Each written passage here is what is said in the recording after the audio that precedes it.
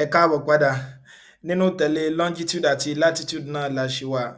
Mo dúpẹ́ púpọ̀ ní ọwọ́ àwa tí a bá mi ká lọ tá sì ń fi àwọn ọlọ́kan-ò-jọ̀kan fẹ́ràn mi ṣọwọ́ sí àwọn èèyàn. Nínú fẹ́ràn tí ó kọjá, a rí ilé ayé gẹ́gẹ́ bí òbìrí, a ní ó wà spherical in nature, a ṣàlàyé àwọn axes tí ilé ayé pín sí, polar axis àti east-west direction, a pẹ̀kẹ́lu equator àti Greenwich meridian bákan náà. Nínú fẹ́ràn eléyìí tí ẹ̀ ń wò yìí, màá máa ṣàlàyé àwọn ìlà ìfojúrí méjì kan tí a ní nínú ilé ayé tí a ń pè ní latitude àti longitude. Ẹ mọ̀ bá mi ká lọ. Ìgbà tá tí a gbọ́n ẹ yé, kí ni àwọn ń pè ní latitude? Kí là ń dẹ̀ ń pè ní longitude? Màá máa ṣàlàyé rẹ̀ látàgbọ́nrin equator àti Greenwich meridian. Mo ti mọ̀, ẹ jẹ́ á kọ́ sí latitude. Mo ti mọ̀.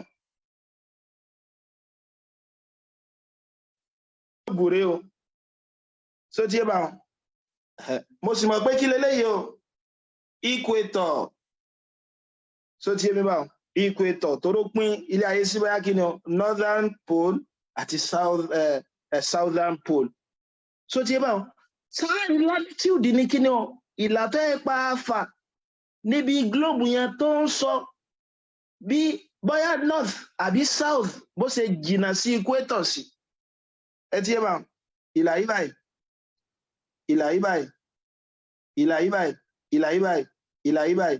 Ìlà yìí báyìí. Ó lá máa pè ní kí ni o, latitude. Àwọn ìlà yìí lá máa pè ní latitude. Ẹ ti rí báyìí. Latitude, latitude, latitude. Ẹ rí pa fà. Tó yẹ pé kí ni o, ó máa ń sọ bóyá bá north àbí south bó ṣe ṣe kí ni o, bó ṣe jìnnà sí equator wá sí. Àwọn ìlà irú ìlà yìí ọ̀hún náà à ń pè ní kí ni o, a máa pè ní latitude.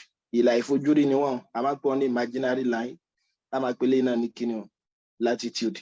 Ọ̀dà ṣe lè sọ, ẹ lè gẹ́sì tí longitude ó jẹ báwọn. Longitude náà ò lè. Ajá sí pé ìlà àfojúrí lòun náà.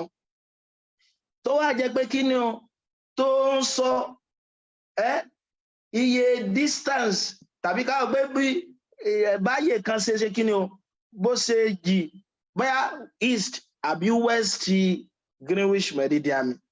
Mo ti mọ̀ pé bá tí n bá ní Greenwich meridian mi báyìí, ṣe pé Greenwich meridian òun náà ni tí mo ń pè ní kí ni o, ìta tún mọ́ ń pè ní prime meridian. So tí sẹ́rí làwọn báyìí, ìlà ìfojúrí yìí báyìí, eléyìí báyìí, àwọn ọ̀la yẹn tàbí eléyìí báyìí tàbí eléyìí báyìí, wọn lá máa pè ní kí ni o, wọn lá máa pè ní longitude. Ẹ dákun ṣe àti gbọ́ yàtọ̀ tó wà láàrin kí ni o, latitude àti longitude yìí. Ajá sí pé tí n bá ń sọ̀rọ̀ nípa latitude, òun ó mọ ìlà tó yẹ pé yóò mọ ṣe kí ni imaginary line ni o, ìlà ìfojúrí ni o tó yẹ pé yóò mọ wá látàpó sì mi lọ sápò ọ̀tún tàbí tá a lè pè ní horizontal. So tí bá wọn tàbí tá a lè pè ní horizontal. Ṣùgbọ́n tí n bá ní longitude, òun mọ wá vertically ni o, bóyá látòkè wá sísàlẹ̀, látòkè wá sísàlẹ̀. Ìgbà tí lẹ́yìn bá ti yé wa o, a ti mọ ohun tí latitude jẹ́ o, a ti mọ ohun tí longitude jẹ́ o, kódà a ti mọ tá à ń pè ní equator, a dẹ̀ ti mọ tí à ń pè ní Greenwich meridian.